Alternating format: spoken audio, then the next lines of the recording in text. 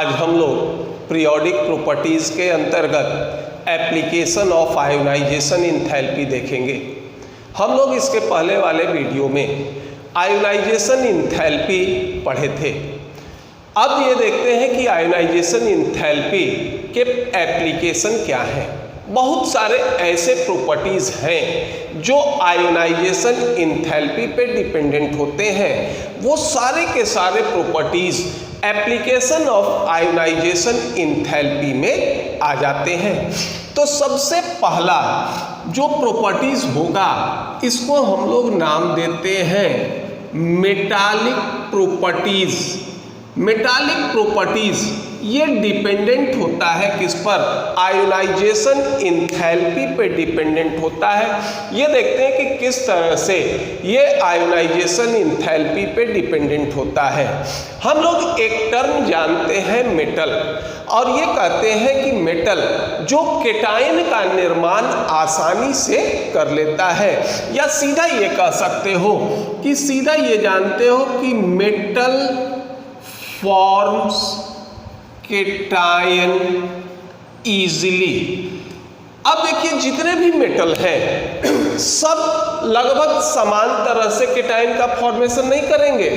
कुछ ऐसे भी मेटल होंगे जो काफ़ी आसानी से केटायन का फॉर्मेशन करेंगे, और कुछ ऐसे भी मेटल होंगे जो काफ़ी मुश्किल से केटायन का फॉर्मेशन करेंगे। तो अलग अलग मेटल के टेंडेंसी टू फॉर्म केटायन अलग अलग होता है। यही होता है टेंडेंसी टू फॉर्म केटायन। इसी को हम लोग नाम देंगे क्या? मेटालिक प्रॉपर्टी, क्योंकि फॉर्मेशन ऑफ केटायन ये कैरेक्टर होता है मेटल का। तो ये कह सकते हो कि टेंडेंसी टू फॉर्म केटायन, इसी को हम लोग मान कर चलेंगे क्या? ये मान कर चलेंगे, यही हमारा होगा क्या? मेटालिक कैरेक्टर होगा। अब देखो जो भी एलिमेंट केटायन का फॉर्मेशन करेंगे वो क्या कहलाएंगे? वो मेटल कहलाएंगे। या ये कहो कि जो एलिमेंट केटायन का फॉर्मेशन आसानी से करेंगे वो हमारा क्या होगा? उसमें मेटालिक कैरेक्टर अधिक होगा, क्योंकि टेंडेंसी टू फॉर्म केटायन ये हो गया क्या? मेटल का कैरेक्टर। कुछ मेटल ऐसे भी होंगे जो काफ़ी आसानी से केटायन का फॉर्मेशन करेंगे, तो उसको कहोगे कि उसमें मेटालिक कैरेक्टर क्या होता है? अधिक होता है। और जो केटायन आसानी से केटायन का निर्माण नहीं करेंगे वो कहलाएंगे क्या? कि इसमें मेटालिक कैरेक्टर कम होगा। तो हम देखो ये कह सकते हैं कि element which forms cation easily, cation easily has higher metallic character, has higher metallic character. जो केटायन का फॉर्मेशन आसानी से करेंगे उसमें मेटालिक कैरेक्टर क्या होगा? अधिक होगा। देखो हमने अभी ये पढ़ा था क्या? Ionisation enthalpy. अब ये मान लो कोई मेटल इन गैसियस स्टेट है, इसको एनर्जी देते हैं तो ये इलेक्ट्रॉन का लॉस करता है, और आफ्टर लॉस ऑफ इलेक्ट्रॉन ये बनेगा क्या? केटायन। और इस एनर्जी को नाम देते हो क्या? आयोनाइजेशन इंथैल्पी कहेंगे। तो ये कह सकते हो कि टेंडेंसी टू फॉर्म केटायन ये डिपेंडेंट होगा किस पर? आयोनाइजेशन इंथैल्पी पर डिपेंडेंट होगा। तो जिस भी एलिमेंट के लिए आयोनाइजेशन इंथैल्पी का मान कम होगा, केटायन का फॉर्मेशन आसानी से करेंगे, और उसमें क्या होगा?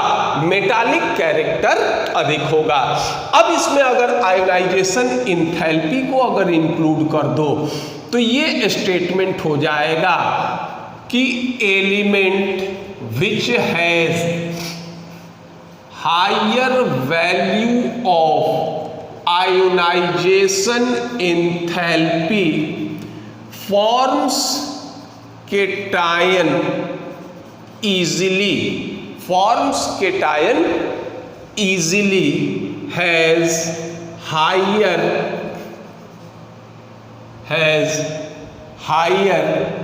Metallic character which has higher नहीं होगा, ये होगा क्या, lower value of ionisation enthalpy, forms cation easily, has higher metallic properties, यानी जिसके लिए आयनाइजेशन इंथैल्पी का मान कम होगा वो आसानी से केटायन का फॉर्मेशन करेगा और उसमें मेटालिक कैरेक्टर अधिक होंगे। अब देखिए मेटालिक कैरेक्टर रिलेट हो गया किससे, आयनाइजेशन इंथैल्पी से। ये हो गए lower the value of ionisation enthalpy, higher the value of higher value of metallic property. तो अब ये रिलेशन हो जाएगा आयनाइजेशन इंथैल्पी इनवर्सली प्रोपोर्शनल हो जाएंगे किसके, ये हो जाएंगे मेटालिक कैरेक्टर के। अगर आयनाइजेशन इंथैल्पी का मान अधिक होगा, मेटालिक कैरेक्टर क्या होंगे, कम होंगे। अगर आयनाइजेशन इंथैल्पी का मान कम होगा, मेटालिक कैरेक्टर क्या होंगे, अधिक होंगे। और हम लोग पीरियोडिक टेबल में आयनाइजेशन इंथैल्पी का वेरिएशन देख चुके हैं। तो जिस तरह से आयनाइजेशन पोटेंशियल या आयनाइजेशन इंथैल्पी का वेरिएशन पीरियोडिक टेबल में होगा, ठीक इसका उल्टा वेरिएशन किसका होगा, मेटालिक कैरेक्टर का होगा। तो इससे हम लोग ये भी देख सकते हैं variation of metallic character in periodic table. ये देखो ये इतना आ गया कि आयनाइजेशन इंथैल्पी जो होंगे ये इनवर्सली प्रोपोर्शनल होंगे मेटालिक कैरेक्टर के, और आयनाइजेशन इंथैल्पी का वेरिएशन हम लोग पीरियोडिक टेबल में देख चुके हैं। तो पीरियोडिक टेबल में जो वेरिएशन आयनाइजेशन इंथैल्पी का होगा, ठीक इसका उल्टा वेरिएशन किसका हो जाएगा, ये वेरिएशन हो जाएगा मेटालिक कैरेक्टर का। तो अब देखो ये होता है along the group.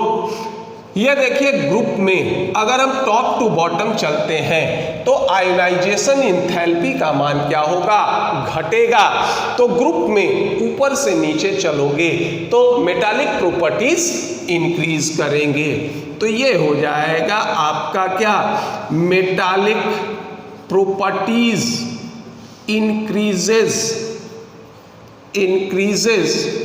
From top to bottom. दूसरा ये होता है जिसको नाम दोगे अलोंग द पीरियड। अब देखिए पीरियड में बाईं ओर से दाहिनी ओर चलते हो तो आयनाइजेशन इंथैल्पी का मान क्या होगा, बढ़ेगा।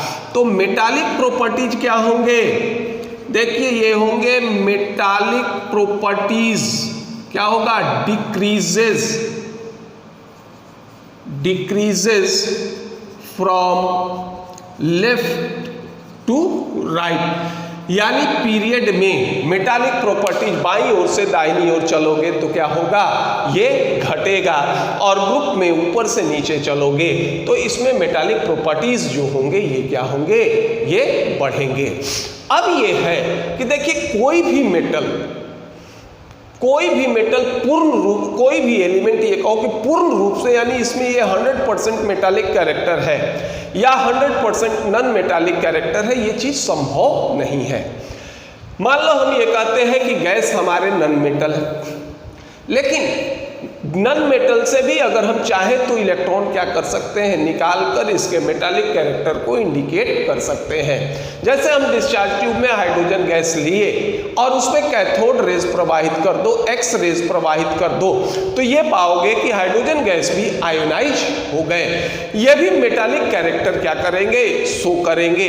लेकिन अंतर ये है कि ये जो कंडीशन होते हैं ये एग्जॉस्टिव होते हैं। तो प्रत्येक एलिमेंट में मेटालिक और नॉन मेटालिक कैरेक्टर दोनों होंगे। हमने पीरियोडिक टेबल में ये देखा कि बाईं ओर से दाहिनी ओर चलोगे तो मेटालिक कैरेक्टर क्या होंगे, ये घटेंगे। और पीरियोडिक टेबल के दाहिनी तरफ देखो जो भी एलिमेंट है सारे के सारे क्या हैं, नॉन मेटल है। तो जैसे जैसे मेटालिक कैरेक्टर में डिक्रीज होता है वैसे वैसे क्या होंगे, नॉन मेटालिक कैरेक्टर इंक्रीज करेंगे। तो मेटालिक कैरेक्टर का तो ये सीक्वेंस हो गया कि ग्रुप में अगर ऊपर से नीचे चलोगे मेटालिक कैरेक्टर इंक्रीज करेंगे, पीरियड में बाईं ओर से दाहिनी ओर चलोगे मेटालिक कैरेक्टर क्या होंगे, डिक्रीज करेंगे। तो ठीक उसी तरह जो मेटालिक कैरेक्टर या मेटालिक प्रॉपर्टीज का वेरिएशन होता है, ठीक इसका उल्टा वेरिएशन होता है किसका, नॉन मेटालिक प्रॉपर्टीज का। तो ये कह सकते हो देखो कि मेटालिक प्रॉपर्टीज या character plus non metallic properties या कैरेक्टर ये बराबर होते हैं किसके, एक के। तो पीरियोडिक टेबल में देखो जैसे ही बाएं से दाहिनी ओर चलोगे मेटालिक कैरेक्टर घटेगा और नॉन मेटालिक कैरेक्टर जो होंगे ये क्या होंगे, क्रमशः बढ़ते जाएंगे।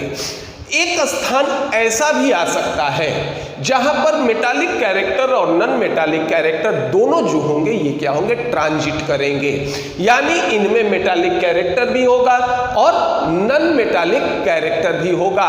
और इसको हम लोग नाम देते हैं, याद करो क्या, मेटलॉइड। और जनरली मेटलॉइड जो होंगे ये पीरियोडिक टेबल में फोर्थ ग्रुप में पाए जाएंगे और ये होता है आपका सिलिकॉन होता है और जर्मेनियम होता है। यहां पर मेटालिक कैरेक्टर और नॉन मेटालिक कैरेक्टर क्या होंगे, ट्रांजिट करेंगे। ये भी हम कह सकते हैं कि पीरियोडिक टेबल में लेफ्ट साइड मेटल होते हैं और राइट साइड क्या होंगे, ये नॉन मेटल होंगे। यहां पर एक अपवाद होता है और ये अपवाद है कि हाइड्रोजन को हमने रख तो दिया है ग्रुप 1A में, लेकिन हाइड्रोजन हमारा क्या होता है, ये नॉन मेटल होता है। दूसरा एक कंडीशन और भी हम लोग यूज कर सकते हैं कि जनरली नॉन मेटल में अंतिम इलेक्ट्रॉन कहां भरेंगे, पी ऑर्बिटल में भरते हैं, लेकिन इसका एक एक्सेप्शन हीलियम होता है। ये एक ऐसा नॉन मेटल है जिसमें अंतिम इलेक्ट्रॉन क्या होंगे, एस ऑर्बिटल में भरेंगे। और हीलियम और हाइड्रोजन ऐसे नॉन मेटल होंगे जिसमें अंतिम इलेक्ट्रॉन या लास्ट इलेक्ट्रॉन एस ऑर्बिटल में भरेंगे। तो इस तरह से मेटालिक प्रॉपर्टीज आयोनाइजेशन एंथैल्पी से क्या होंगे, रिलेट करेंगे। तो ये कह सकते हो, ये भी यूज करते हैं, non metal hydrogen and helium last electron filled in S orbital. तो ये पहला कैरेक्टर होगा जिसको नाम देंगे मेटालिक प्रॉपर्टीज, जो आयोनाइजेशन एंथैल्पी पे डिपेंडेंट होगा। तो पहले इसको नोट डाउन कर लीजिए। अब दूसरा कैरेक्टर या ये कहो कि दूसरा प्रॉपर्टीज जो आयोनाइजेशन एंथैल्पी पे डिपेंडेंट होता है, इसको हम लोग नाम देते हैं क्या, रिड्यूसिंग प्रॉपर्टीज कहते हैं। दूसरा प्रॉपर्टीज हम लोग डिस्कस करेंगे, ये होता है रिड्यूसिंग प्रॉपर्टीज। रिड्यूसिंग प्रॉपर्टीज, ये रिड्यूसिंग प्रॉपर्टीज ये भी डिपेंडेंट होगा किस पर, आयोनाइजेशन एंथैल्पी पर। अब देखो ये किस तरह से आयोनाइजेशन एंथैल्पी पे डिपेंडेंट होता है। एक टर्म हम लोग जानते हैं जिसको नाम देते हो ऑक्सीडेशन। ऑक्सीडेशन कहते हैं किसको, लॉस ऑफ इलेक्ट्रॉन को। और दूसरा होता है रिडक्शन, और इसको नाम देते हैं क्या, गेन ऑफ इलेक्ट्रॉन। इसी तरह से दो और टर्म होते हैं, एक को नाम देते हो क्या, ऑक्सीडाइजिंग एजेंट। ये होता है क्या, ऑक्सीडाइजिंग एजेंट, और दूसरा होता है क्या, रिड्यूसिंग एजेंट। ऑक्सीडाइजिंग एजेंट होता है क्या, रेस्पॉन्सिबल फॉर ऑक्सीडेशन, जो ऑक्सीडेशन के लिए उत्तरदायी हो। तो ऑक्सीडेशन के लिए उत्तरदायी हो ऑक्सीडाइजिंग एजेंट। तो ऑक्सीडेशन के लिए कब उत्तरदायी होगा, जब ये इलेक्ट्रॉन प्रोवाइड करेगा। तो जब मान लीजिए ऑक्सीडेशन के लिए ये कहो कि जो ऑक्सीडेशन के लिए उत्तरदायी हो, तो ऑक्सीडेशन कहते हैं लॉस ऑफ इलेक्ट्रॉन को, ठीक। तो इलेक्ट्रॉन कब लॉस होगा? जब उसको कोई गेन करने वाला उपस्थित हो। तो ऑक्सीडाइजिंग एजेंट की कह सकते हो कि ये होता है क्या, ऑलवेज गेन इलेक्ट्रॉन, या फिर ये कह सकते हो कि ये क्या होगा, ऑलवेज रिड्यूस्ड, यानी गेन ऑफ इलेक्ट्रॉन को क्या कहेंगे, ये रिडक्शन कहते हैं। और इसको कहोगे कि हमेशा इसका क्या होगा, ये रिडक्शन होगा। ठीक दूसरे तरफ दूसरा ये होता है जिसको नाम देते हैं रिड्यूसिंग एजेंट। रिड्यूसिंग एजेंट होगा क्या, रिस्पॉन्सिबल फॉर रिडक्शन, ये रिडक्शन के लिए उत्तरदायी होगा। तो जिसका मान लो रिडक्शन होना है, जो रिडक्शन के लिए उत्तरदायी हो वो क्या करेगा, हमेशा इलेक्ट्रॉन का लॉस करेगा। तो ये कह सकते हो कि ऑलवेज लॉस इलेक्ट्रॉन, और लॉस ऑफ इलेक्ट्रॉन को नाम देते हैं क्या, ऑक्सीडेशन। तो ये कह सकते हो कि इसका ऑलवेज ऑक्सीडेशन होगा। तो हमको ऑक्सीडाइजिंग से मतलब नहीं है, हमको मतलब है किससे, रिड्यूसिंग एजेंट से। तो देखो रिड्यूसिंग एजेंट हमेशा इलेक्ट्रॉन लॉस करता है, और टेंडेंसी टू लॉस इलेक्ट्रॉन ये डिपेंडेंट हो जाएगा किस पर, ये डिपेंडेंट हो जाएगा आयोनाइजेशन इंथैल्पी पर। देखिए हमने अभी यही चीज देखा था कि अगर मान लो गैसियस आइसोलेटेड एटम को अगर एनर्जी देते हैं तो ये इलेक्ट्रॉन लॉस करेगा, और इसको नाम देते हो क्या, आयोनाइजेशन इंथैल्पी कहते हैं। अब देखिए जिसके लिए आयोनाइजेशन इंथैल्पी का मान कम होगा वो आसानी से इलेक्ट्रॉन लॉस करेगा। तो देखिए जितने भी जो जिनकी टेंडेंसी क्या है इलेक्ट्रॉन लॉस करने की, वो सारे के सारे क्या होंगे, रिड्यूसिंग एजेंट होंगे। अब ये भी हो सकता है कि कोई आसानी से इलेक्ट्रॉन लॉस करे, तो जो आसानी से इलेक्ट्रॉन लॉस करेगा वो स्ट्रॉन्गर रिड्यूसिंग एजेंट होगा, जो मुश्किल से इलेक्ट्रॉन लॉस करेगा वो क्या होगा, ये वीकर रिड्यूसिंग एजेंट होगा। और टेंडेंसी टू लॉस इलेक्ट्रॉन ये डिपेंडेंट होता है किस पर, आयोनाइजेशन इंथैल्पी पर। तो जिस भी एलिमेंट के लिए आयोनाइजेशन इंथैल्पी का मान कम होगा वो क्या करेंगे, आसानी से इलेक्ट्रॉन का लॉस करेंगे, और रिड्यूसिंग प्रॉपर्टीज क्या हो जाएगा, उनका अधिक होगा। तो इस तरह से ये कह सकते हो कि element which has lower value of ionization enthalpy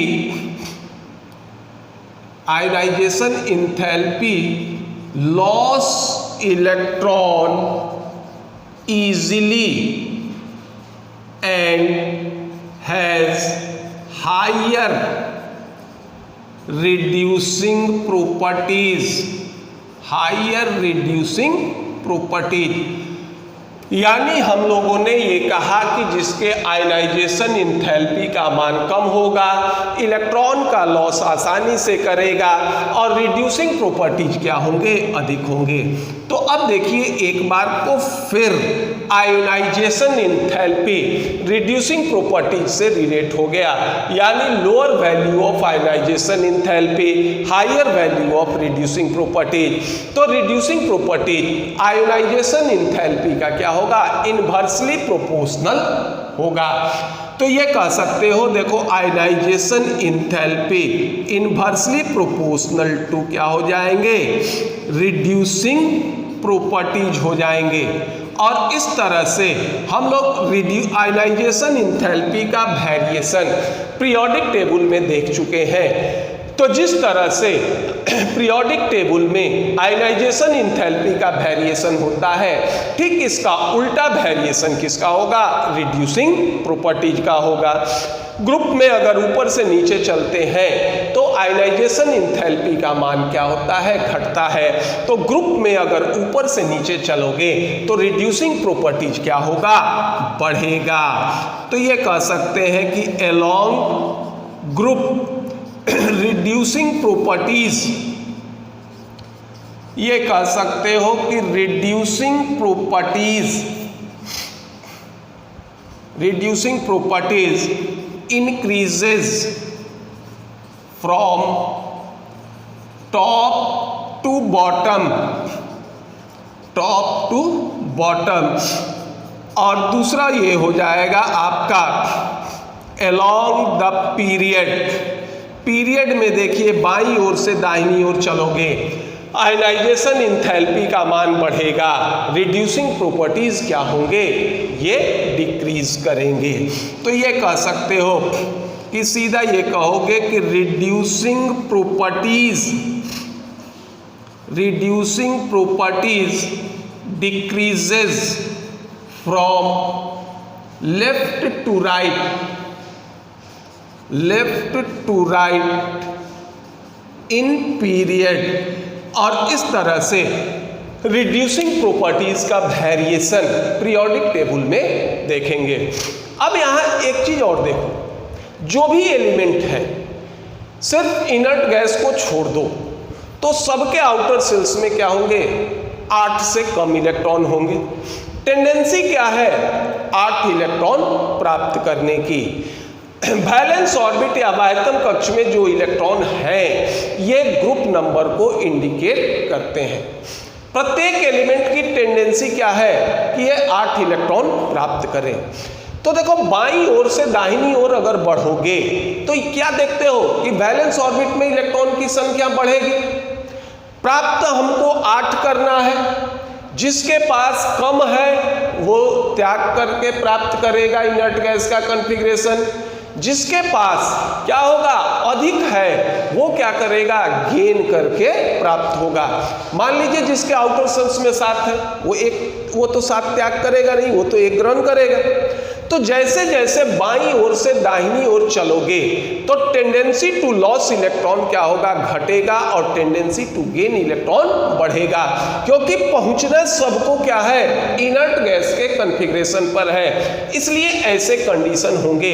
तो पीरियोडिक टेबल में बाईं ओर से दाहिनी ओर चलोगे तो रिड्यूसिंग प्रॉपर्टीज डिक्रीज करेंगे और ऑक्सीडाइजिंग प्रॉपर्टीज इंक्रीज करेंगे।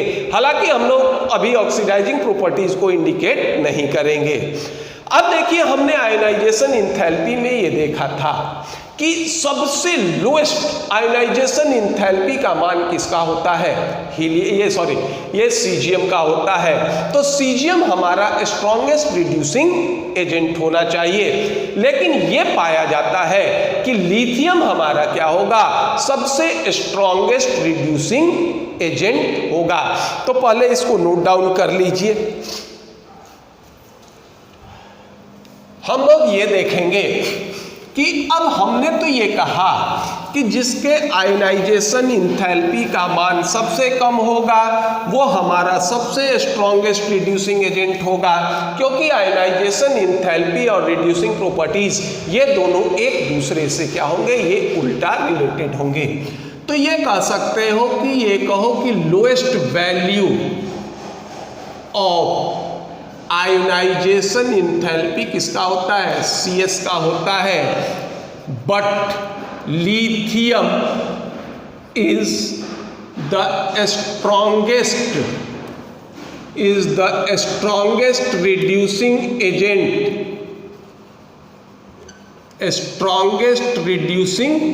एजेंट, लेकिन लिथियम हमारा स्ट्रॉन्गेस्ट रिड्यूसिंग एजेंट होगा। अब देखिए इसका कारण क्या होता है, किस तरह से हम लोग रिड्यूसिंग प्रॉपर्टीज को इंडिकेट करेंगे। अब देखिए रिड्यूसिंग प्रॉपर्टीज को डिस्कस करने के लिए सिर्फ आयनाइजेशन इंथैल्पी ही रिस्पॉन्सिबल नहीं होते हैं, और भी फैक्टर रिस्पॉन्सिबल होंगे। जैसे मान लो जनरली हमारा कोई एलिमेंट हो, मेटल होता है, तो सिर्फ कुछ मेटल को छोड़ दो तो बाकी सारे मेटल हमारे क्या होते हैं, ये सॉलिड स्टेट में होंगे। अब देखिए इसको क्या करोगे, इसको हम एनर्जी देते हैं तो ये सबसे पहले इसको लाएंगे कहाँ, गैसीय स्टेट में, और कन्वर्सन ऑफ सॉलिड इनटू गैसीय स्टेट ये हमारा कहलाता है सब्लिमेशन, और इसको हम यूज कर रहे हैं del H sublimation, enthalpy change of sublimation. अब जब देखिए गैसीय स्टेट में आएगा तो फिर हम लोग इसको एनर्जी देंगे और ये एक इलेक्ट्रॉन का लॉस करेगा, और देखिए इस एनर्जी को नाम देते हैं क्या, ये देते हैं, चलो आई से इंडिकेट करते हैं, आयनाइजेशन एंथैल्पी कहेंगे। अब देखो दोनों एनर्जी हम लोग सिस्टम को देंगे, ये जानते हैं कि जैसे जैसे सिस्टम की एनर्जी बढ़ेगी उसकी स्टेबिलिटी कम होगी, तो M प्लस गैस इसकी स्टेबिलिटी कम होगी, तो जब इसकी स्टेबिलिटी कम होगी तो एलिमेंट को टेंडेंसी ही नहीं है कि हम इलेक्ट्रॉन का लॉस करें।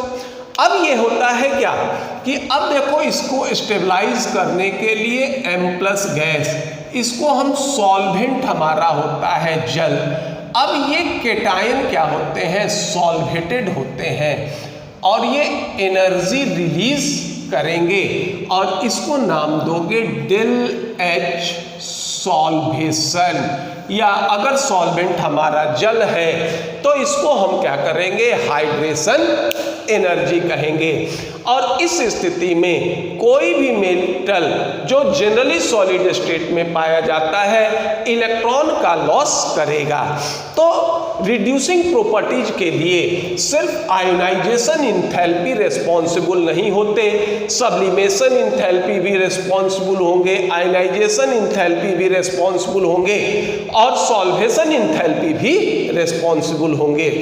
अगर पीरियोडिक टेबल में तीनों का वेरिएशन समान होता है तो फिर हम आयनाइजेशन इंथैल्पी से रिड्यूसिंग प्रॉपर्टीज को एक्सप्लेन कर देते, लेकिन अगर इनमें भी अगर कोई एक्सेप्शनल बिहेवियर होता है तो ये रिड्यूसिंग प्रॉपर्टीज को क्या करेंगे, सपोर्ट नहीं करेंगे। तो रिड्यूसिंग प्रॉपर्टीज ऑफ एलिमेंट जो होंगे ये क्या होंगे, ये तीन चीज पर, तीन तरह के एनर्जी पर निर्भर करेंगे। अब देखिए अब हम सबको जोड़ लेते हैं, तो जब सबको जोड़ोगे तो देखो ये हो गया M सॉलिड, ठीक, प्लस H2O। अब देखिए सिस्टम को हमने कितना एनर्जी दिया, del H sublimation plus ionisation enthalpy, ये बना M plus aqueous, electron loss किया और एनर्जी छोड़ा कितना, डेल H सॉल्वेशन।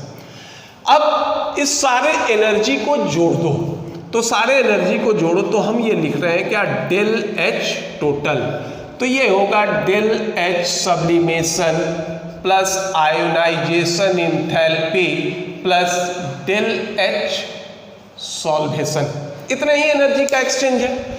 ये एक जनरल फेनोमेना है या जनरल फॉर्म है कि जिसकी एनर्जी अधिक होगी उसकी स्टेबिलिटी कम होगी, ठीक।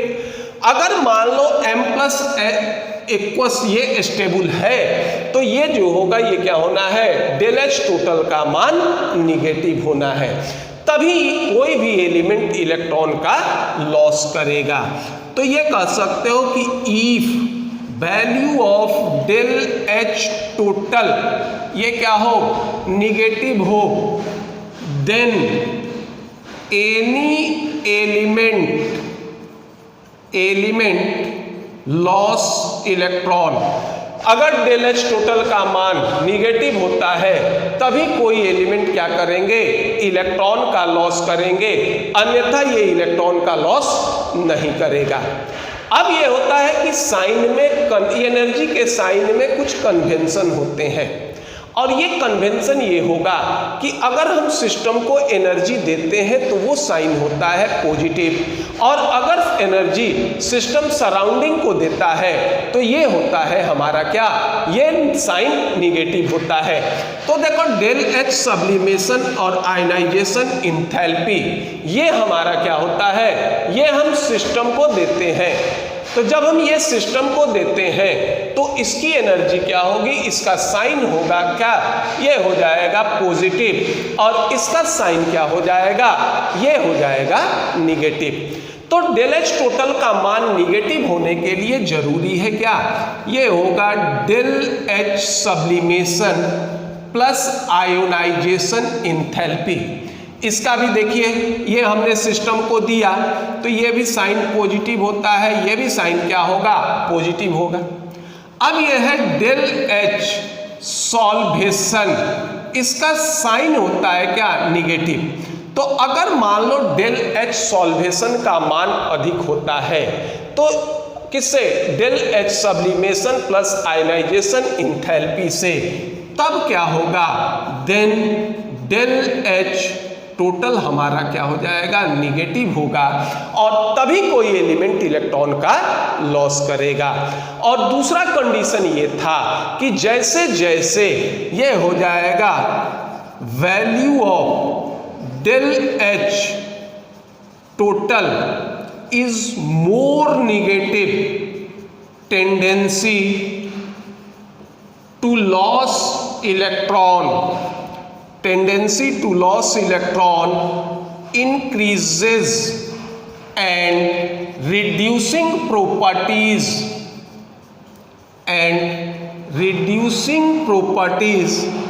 increases।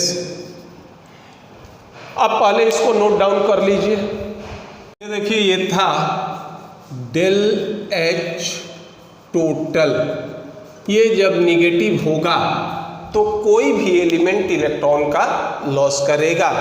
और दूसरा ये कहे थे कि जैसे जैसे डेल एच टोटल का निगेटिव मान बढ़ते जाएगा वैसे वैसे टेंडेंसी टू लॉस इलेक्ट्रॉन बढ़ेगा और रिड्यूसिंग प्रॉपर्टीज बढ़ेंगे। अब ये देखो, ये डेल एच टोटल यहाँ तो हमने फिक्स कर लिया।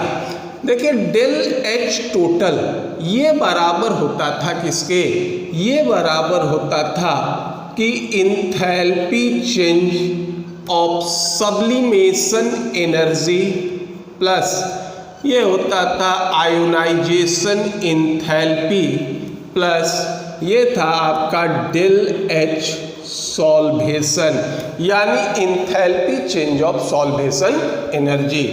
इसका साइन होता था पॉजिटिव, इसका भी साइन होता था पॉजिटिव, और इसका साइन होता था निगेटिव। अब हम लोग तीनों के कलेक्टिव अप्रोच को देखें। अब अगर मान लो इसको इंडिविजुअल अगर देखते हैं तो देखिए, जैसे जैसे सब्लिमेशन एनर्जी का मान बढ़ेगा तो जैसे जैसे सब्लिमेशन एनर्जी का मान बढ़ेगा वैसे वैसे क्या होगा, ये डेल एच टोटल का मान घटेगा।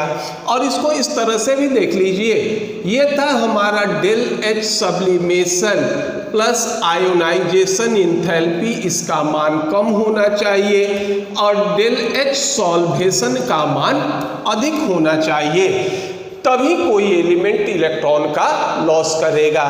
अब देखिए, डेल एच सब्लिमेशन का मान बढ़ेगा तो डेल एच टोटल का मान क्या होगा, घटेगा। तो सब्लिमेशन एनर्जी का मान अगर अधिक होता है तो रिड्यूसिंग प्रॉपर्टीज क्या होंगे, कम होंगे। ठीक उसी तरह से अगर आयनाइजेशन पोटेंशियल का मान अधिक होता है या आयनाइजेशन इंथैल्पी का मान अधिक होगा तो रिड्यूसिंग प्रॉपर्टीज क्या होंगे, कम होंगे। लेकिन अगर सॉल्वेशन एनर्जी का मान अधिक होगा तो उस स्थिति में रिड्यूसिंग प्रॉपर्टीज क्या होंगे, ये रिड्यूसिंग प्रॉपर्टीज इंक्रीज करेंगे।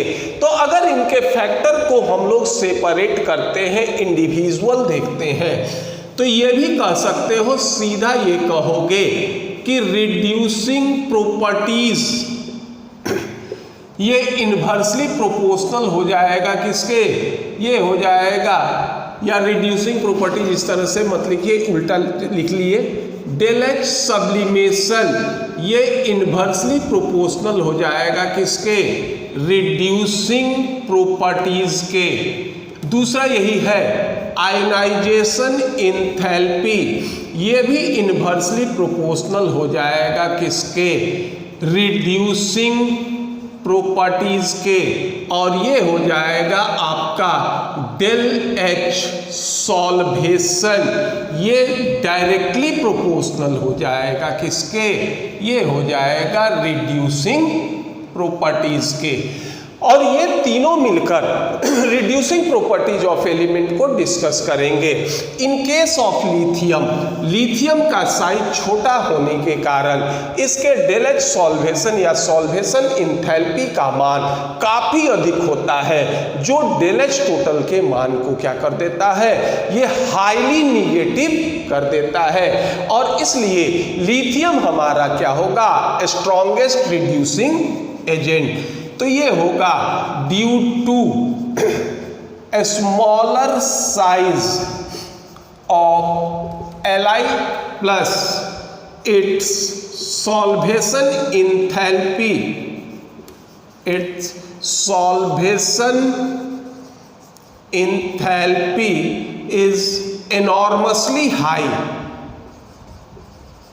enormously high, which makes del H total more negative, और यही कारण होता है कि lithium is strongest reducing agent, strongest reducing agent. और देखो हमने किया था क्या, सिर्फ इसी के आधार पर रिड्यूसिंग प्रॉपर्टीज को क्या किए, डिस्कस कर लिए और सब्लिमेशन एनर्जी और सॉल्वेशन एनर्जी को छोड़ दिए। अगर इनमें किसी तरह का कोई परिवर्तन होता है तो फिर ये क्या होगा, इसमें अगर किसी भी तरह का परिवर्तन होगा तो ये नॉर्मल बिहेवियर से क्या होंगे, ये अलग होंगे। और इसी कारण हम लोग क्या करते हैं, ये रिड्यूसिंग प्रॉपर्टीज में जब भी हम डिस्कस करेंगे तो डेल एच टोटल के मान को डिस्कस करते हैं। हाँ, ये जरूर है कि आयनाइजेशन इंथैल्पी से रिड्यूसिंग प्रॉपर्टीज के बारे में एक आइडिया जरूर प्राप्त हो जाता है, और इस आइडिया को हम कंफर्मेशन नहीं कर सकते। कंफर्मेशन के लिए इस डेल एच टोटल के मान को क्या करना पड़ेगा, ज्ञात करना पड़ेगा। और रिड्यूसिंग प्रॉपर्टीज के लिए तीनों एनर्जी ये रेस्पॉन्सिबल होंगे, सब्लिमेशन एनर्जी, आयनाइजेशन इंथैल्पी और सॉल्वेशन एनर्जी। तो ये आपका दूसरा इसका प्रॉपर्टीज का एप्लीकेशन होगा, जिसको नाम देते हैं रिड्यूसिंग प्रॉपर्टीज। अब पहले इसको नोट डाउन कर लीजिए। अब नेक्स्ट इसमें ये देखते हैं, ये बताएगा stability of different oxidation state या stability of various oxidation state. ये होगा stability of various oxidation state. इससे हम लोग वेरियस ऑक्सीडेशन स्टेट का स्टेबिलिटी भी ज्ञात कर सकते हैं। एक तो जनरल फॉर्म है कि देखो किस तरह से ज्ञात करेंगे। हम लोग सीधा ये जानते हैं कि जैसे जैसे सिस्टम की एनर्जी बढ़ेगी उसकी स्टेबिलिटी कम होगी। दूसरा, हम लोग आयनाइजेशन इंथैल्पी में ये भी कहे थे कि हम किसी भी सिस्टम से एक इलेक्ट्रॉन भी निकाल सकते हैं, दो निकाल सकते हैं, तीन निकाल सकते हैं। तो अगर एक इलेक्ट्रॉन निकालते हो तो फर्स्ट आयनाइजेशन इंथैल्पी, दो निकालते हो तो सेकंड आयनाइजेशन इंथैल्पी, तीन निकालते हो तो थर्ड आयनाइजेशन इंथैल्पी। ये भी हमने देखा कि थर्ड आयनाइजेशन इंथैल्पी का मान सबसे अधिक, उसके बाद सेकंड, उसके बाद फर्स्ट। तो किसी भी सिस्टम से आप जितना इलेक्ट्रॉन निकालते जाइएगा, सिस्टम की स्टेबिलिटी क्या होगी, उतनी ही घटती जाएगी। क्योंकि अगर एक इलेक्ट्रॉन निकालोगे कम ऊर्जा की आवश्यकता होगी, 2 इलेक्ट्रॉन निकालोगे उससे अधिक ऊर्जा की आवश्यकता होगी, 3 इलेक्ट्रॉन निकालोगे उससे भी अधिक ऊर्जा की आवश्यकता होगी। और किसी भी एलिमेंट के लिए अस्थाई अवस्था वही होगा जो इनर्ट गैस के विन्यास को बताता है। तो जैसे ही इनर्ट गैस तक किसी भी एलिमेंट या आयन के विन्यास पहुंचेंगे और इनर्ट गैस का कॉन्फ़िगरेशन क्या होता है, सबसे अधिक अस्थाई होता है और अस्थाई कॉन्फ़िगरेशन से इलेक्ट्रॉन निकालने में अत्यधिक मात्रा में ऊर्जा की आवश्यकता होगी। तो एक तो तरीका ये होता है कि जब सक्सेसिव आयोनाइजेशन पोटेंशियल या आयोनाइजेशन एंथैल्पी P के बीच अंतर यदि सबसे अधिक होता है तो उसके पहले वाला या ये कहो कि लोअर ऑक्सीडेशन स्टेट क्या होगा, ये हमारा सबसे अधिक अस्थाई होगा। जैसे मान लो एज फॉर एग्जाम्पल ले लेते हैं, मान लीजिए सोडियम है, इसका एटॉमिक नंबर होता है 11, कॉन्फ़िगरेशन हो जाएगा क्या 281। अगर मान लो हम एक इलेक्ट्रॉन निकालते हैं तो ये हो गया Na+, एटॉमिक नंबर होगा कितना, ये हो जाएगा 28। अगर हम एक और इलेक्ट्रॉन निकालते हैं तो ये हो जाएगा Na11, ये होगा 2+, ये हो जाएगा क्या 27। अगर मान लीजिए हम पहला इलेक्ट्रॉन निकालते हैं तो ये होगा ΔiH1 फर्स्ट इलेक्ट्रॉन एंथैल्पी, ये होगा ΔiH2 ये होगा सेकेंड आयनाइजेशन एंथैल्पी। अब देखिए ये कॉन्फ़िगरेशन हो गया क्या इनर्ट गैस का। एक तो ये कॉन्फ़िगरेशन सबसे अधिक स्टेबल है, इसमें नंबर ऑफ ऑर्बिट की संख्या 3 हो गई तो इसमें नंबर ऑफ ऑर्बिट की संख्या 2 हो गई। तो ये सबसे, एक तो इसका साइज भी छोटा हो गया, साइज छोटा होगा आयनाइजेशन एंथैल्पी का मान बढ़ेगा। स्टेबल कॉन्फ़िगरेशन है, अगर कॉन्फ़िगरेशन अधिक स्टेबल है आयनाइजेशन एंथैल्पी का मान बढ़ेगा। तो सोडियम के केस में फर्स्ट और सेकेंड आयनाइजेशन एंथैल्पी के बीच अंतर काफी अधिक होगा और इस तरह से ये कह देंगे कि सोडियम में +1 अवस्था क्या होता है, ये अधिक अस्थाई होता है।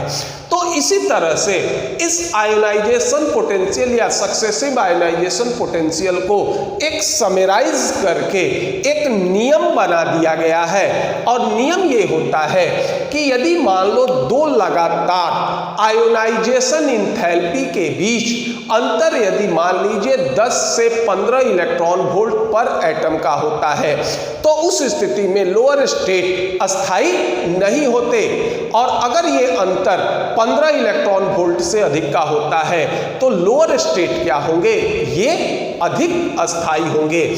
तो ये कह सकते हो कि इफ, ये कह सकते हैं difference of ionisation enthalpy, difference of successive ionisation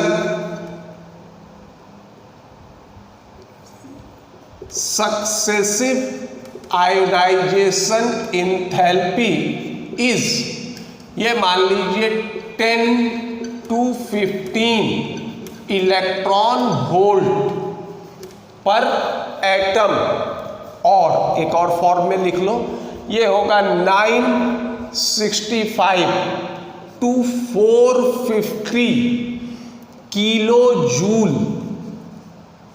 पर मोल।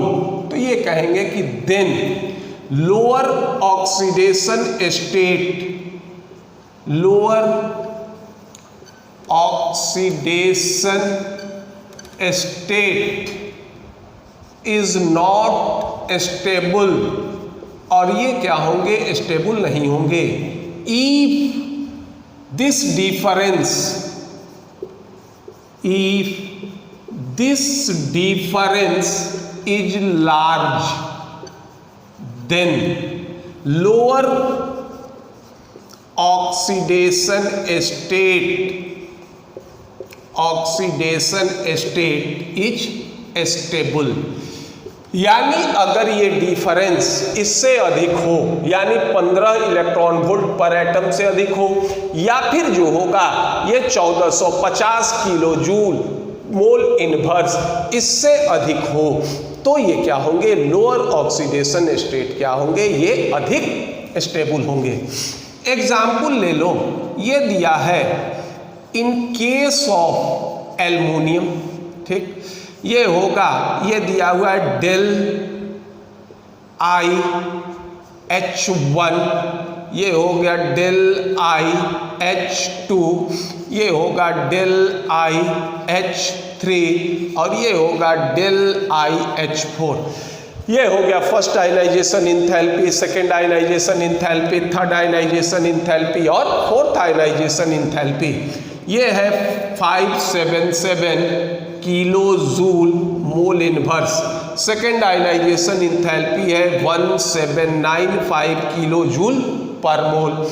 थर्ड हो जाएगा आपका 2558 या ये हो जाएगा 2758, ये हो जाएगा आपका 2758 किलो जूल पर मोल। और फोर्थ ये हो जाएगा आपका 11580 किलो जूल पर मोल।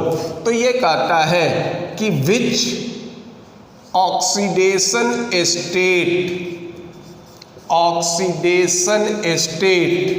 Of aluminium is most stable. ये होगा कि कौन अधिक स्टेबल होगा। तो अब सबसे पहले क्या करते हैं, सक्सेसिव आयनाइजेशन इंथैल्पी का डिफरेंस निकालिए। ये होगा del I H2 minus del I H1। अब देखो H2 का मान हो गया आपका 1795 माइनस हो गया क्या 577 किलो जूल मोल इनवर्स। इसको अगर सॉल्व करोगे तो ये आ जाएगा आपका 1281 किलो जूल मोल इनवर्स। अब देखिए del I H3 minus del I H2, third का मान कितना हो गया, थर्ड का मान दिया है आपका 2758, इसमें से घटा दीजिए कितना 1795 किलो जूल मोल इनवर्स।